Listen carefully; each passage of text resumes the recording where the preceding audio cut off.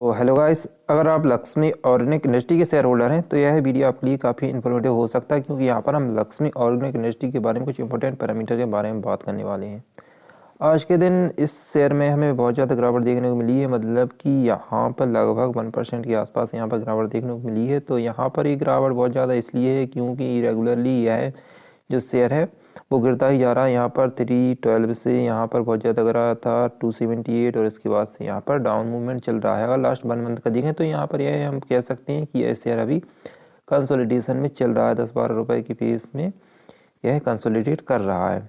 वहीं 6 मंथ का चार्ट देखें तो 6 मंथ में भी यह शेयर 285 था और अभी भी यहाँ पर 287 है। हालांकि एक बार इसमें अच्छा खासा उछाल आया था और उसके बाद यहाँ पर फिर से इसमें डाउन ग्रोथ देखने को मिली है।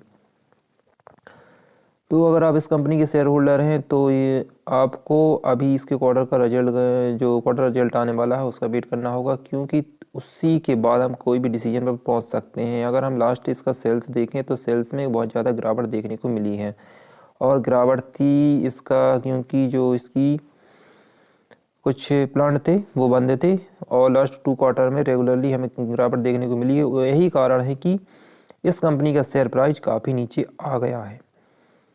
तो जब नेक्स्ट क्वार्टर का रिजल्ट आएगा उसमें क्लियर हो जाएगा। अगर सेल्स में इम्प्रूवमेंट दिखेगा तो यहाँ पर इस कंपनी के शेयर प्राइस में भी इम्प्रूवमेंट दिखेगा, और अगर इसका सेल्स फिर से डाउन हो जाता है तो यहाँ पर इस कंपनी का शेयर प्राइस आपको 200 के आसपास भी देखने को मिल जाएगा। इसमें कोई बड़ी बात नहीं होगी। तो अगर आप इस कंपनी के शेयर होल्डर हैं तो आपको यहाँ पर अभी एवरेजिंग से भी बचना चाहिए, और अगर आप न्यू इन्वेस्टमेंट करना चाहते हैं तब भी अभी वेट करना चाहिए जब तक इसका क्वार्टर रिजल्ट नहीं आ जाता। क्वार्टर रिजल्ट आने के बाद ही जिस तरीके का इसका परफॉर्मेंस होगा उसी के बेसिस पर हम इसका जो इन्वेस्टमेंट करना है इस कंपनी में या फिर नहीं, उस पर डिसीजन ले पाएंगे।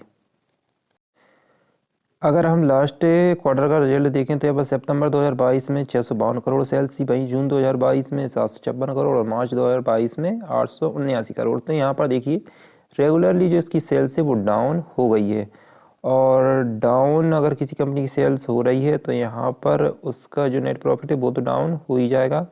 लेकिन एक और पैरामीटर देखना होता है जो कि इम्पोर्टेंट होता है, ओपीएम। अगर किसी भी कंपनी का ओपीएम भी डाउन होता है तो यहाँ पर वह बहुत ही ज़्यादा डिस्टर्बेंस पॉइंट है। यहाँ पर लास्ट क्वार्टर से पहले देखें तो थोड़ा सा इम्प्रूवमेंट हुआ था, लेकिन इस बार इसका जो क्वार्टर रिजल्ट आया उसमें जो इसका ओपीएम है वो काफ़ी ज़्यादा डाउन हो चुका है। 13% से सीधा 4% पर आ चुका है,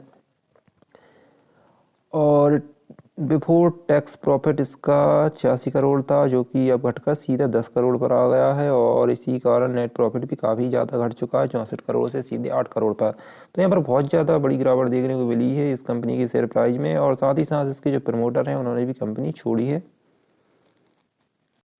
इस कंपनी के जो प्रमोटर हैं वो भी रेगुलरली अपना जो स्टेक है वो घटा रहे हैं। तो यहाँ पर मार्च 2022 में 72.92% था जो कि घटकर जून 2022 में 72.53% रह गया, वहीं सितंबर में 72.51। तो यहाँ पर भले ही यहाँ पर गिरावट थोड़ी पॉइंट में है, लेकिन गिरावट तो है।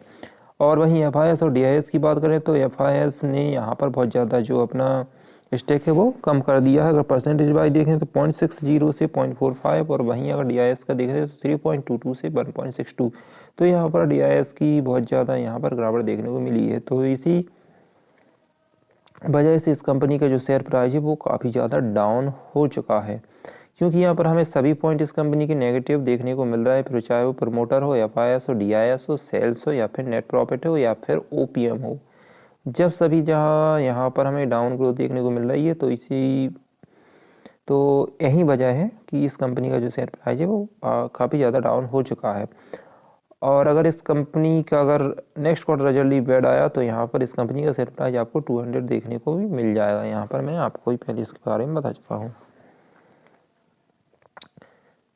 तो दोस्तों, अगर आप इसमें न्यू इन्वेस्टमेंट करना चाहते हैं या फिर आपने पहले से इन्वेस्टमेंट कर रखा है या फिर एवरेजिंग करना चाहते हैं तो अभी फिलहाल में वेट करें। जैसे ही रिजल्ट आता है उसके बेसिस पर आप अपना डिसीजन ले सकते हैं।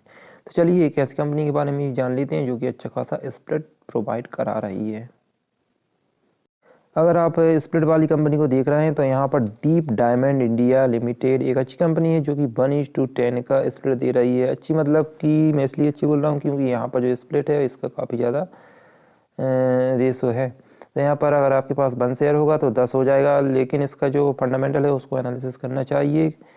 उसी के बेसिस पर इस कंपनी में इन्वेस्टमेंट करना है या फिर नहीं करना उसका आप डिसीजन ले सकते हैं, क्योंकि किसी भी इन्वेस्टमेंट से पहले कंपनी का फंडामेंटल जरूर देखें कि वह कंपनी इन फ्यूचर ग्रो करेगी या फिर नहीं। हालांकि स्प्लिट तो इसका अच्छा है, 1:10 का दे रही है जो कि बहुत अच्छा है। जैसे कि आप 10 शेयर इसके खरीदेंगे तो स्प्लिट के बाद 1000 शेयर इस कंपनी के आपके पास हो जाएंगे। लेकिन इस कंपनी का फंडामेंटल भी ज़रूर एनालिसिस करें, उसी के बाद किसी भी इन्वेस्टमेंट पर अपना डिसीजन लें। तो गाइस अब मिलते हैं अगली वीडियो में, तब तक के लिए गुड बाय।